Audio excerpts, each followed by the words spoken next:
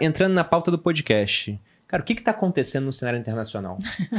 Tá muito bagunçado, né? Muitas coisas ao mesmo tempo. Acho que a gente pode começar falando sobre essa questão da guerra tarifária do Trump e das consequências que nós poderemos ter disso, talvez até crise no mercado. Mas como é que tá essa questão das tarifas hoje? Acho que dá pra te pegar o gancho que a gente estava discutindo em off, né? Que você estava até trazendo um preâmbulo sobre a mudança de governo, né? De uma insatisfação. Até eu passo a bola que a narrativa estava muito boa aqui no off e a gente continua aqui no ao vivo. Acabou de sair que o secretário Lutnick, que foi meu chefe na BGC em Nova York, que hoje é secretário do Comércio Exterior lá nos Estados Unidos, ele acabou de falar que as tarifas, eles vão dar isenções até dia 2 de abril para alguns produtos, principalmente na parte de alimentos para México e Canadá.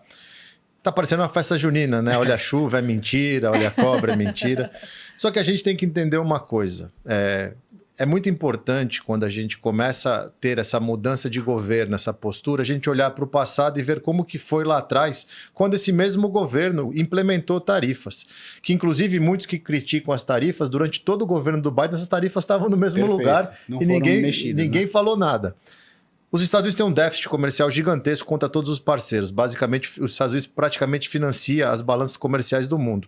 A balança comercial americana saiu hoje com um déficit de 130 bi. E as outras balanças são quase todas superavitárias, porque ele compra muito mais do que os outros países compram deles. E o Trump quer corrigir isso, por quê? Ele assume um governo que a gente sabe muito bem que o cheque especial já estourou 37 tri. E só esse ano ele tem 7 trilhões de rolagem para fazer, e dado a dinâmica do mercado nos últimos anos, a dívida está sendo rolada tudo em T-bill, que são títulos de até 1 ano, 2 anos. Então está tudo rolando no curto prazo, com juros a 4,25, que é um custo enorme para o orçamento americano. Eu preciso equilibrar isso, eu preciso estancar a dívida, eu preciso America First. Ele foi eleito por isso. E o ponto que o Arraes levantou é o que eu estava falando. Pode-se falar o que for do Trump e tudo mais. A urna não deixa mentir que a insatisfação do americano com o governo passado era enorme. Porque o S&P sobe 50% em 2 anos e os democratas que estavam no poder deles foram varridos. Não foram varridos, só o presidente perdeu pelo número de delegado. Perdeu o número de delegado, voto popular, Congresso, Senado, perdeu em tudo. O americano falou, pessoal, a nossa vida não está boa aqui, o S&P pode estar bem, a nossa vida não está boa. E o Trump está implementando o que ele falou a campanha toda.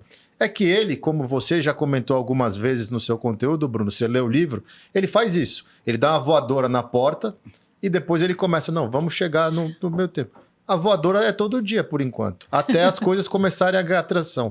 Mas tem um ponto importante.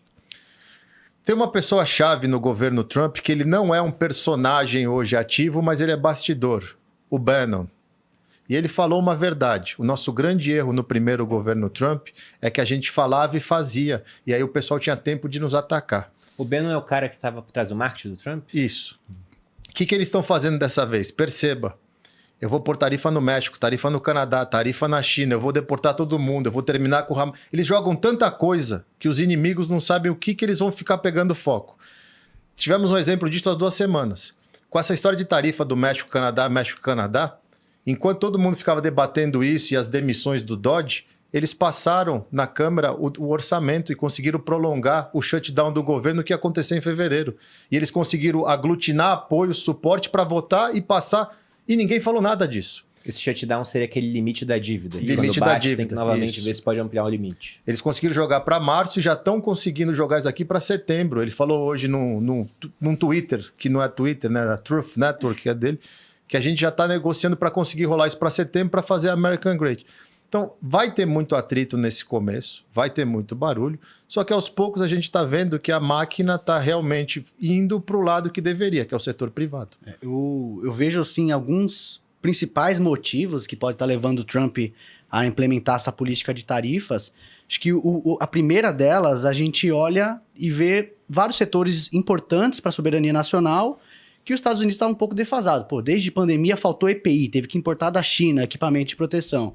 Microchips, de extrema importância para a segurança nacional.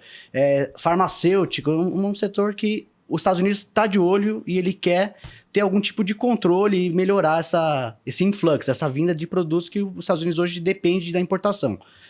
Tem a questão também de melhorar algumas alguns desbalanços que havia no comércio internacional. Por exemplo, o Brasil hoje taxa muito mais os Estados Unidos em relação ao que os Estados Unidos taxa o Brasil. 14% contra 2%. Exato. Taxa 7 vezes mais. Parece que ontem ele disse que vai resolver isso aí. Falou na terça-noite, isso mesmo. Então, e aí você tem muita gente falando, pô, ele pode pensar numa tarifa que seja global e normalizada para todo mundo, ou ele pode assumir uma política de reciprocidade. Então, quem me taxa muito, eu taxo muito de volta. Então, isso pode... Ele quer resolver alguns desses desbalanços que existem. Então, a política de tarifa pode servir para esse sentido. E tem a questão de arrecadação, que eu acho que se fala pouco até, porque ele vai ali estender os cortes de impostos, que ele até implementou na gestão passada. E para contrabalancear, já que a gente tem um problema fiscal, como o Fábio colocou, pode ter ali uma motivação dessa tarifa como forma de arrecadar. Então, eu corto imposto aqui, estou com problema fiscal, então eu arrecado um pouco através das tarifas.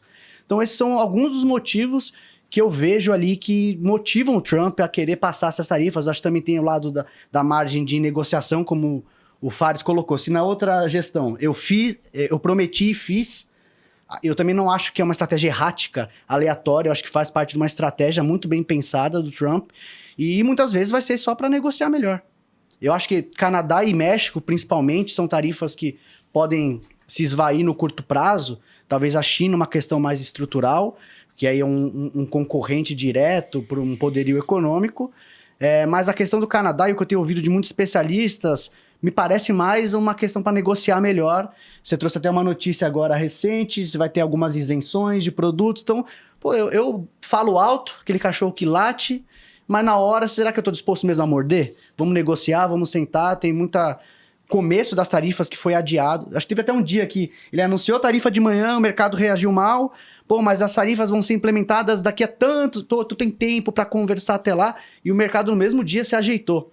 Então, eu acho que está muito incerto, mas me parece parte de uma estratégia muito bem pensada e menos uma questão aleatória de sair atirando para todo lado falando de tarifa, mas que mexe com o mercado, com certeza mexe. Mas aí vamos às consequências inesperadas de qualquer estratégia, porque o mundo é ultra complexo e por mais inteligente que sejam as pessoas no governo americano, eles podem pensar que teremos algumas consequências e outras aparecem de surpresa. Por exemplo, no Canadá nós teremos eleições e a esquerda estava para ser varrida, assim como aconteceu nos Estados Unidos também. E de repente a esquerda volta a ficar favorita, porque o candidato da direita, ele tinha uma aproximação com o Trump, e quando o Trump fala, eu vou taxar, vou anexar o Canadá. Não, ele causou com o Canadá. E aí, ele causou o Canadá. Ninguém mais quer o cara da direita, ele virou radioativo. Então ele poderia ter alguém mais próximo dele, em termos de amizade, em termos até de querer fazer políticas parecidas. E agora no Canadá parece que tem essa consequência adversa.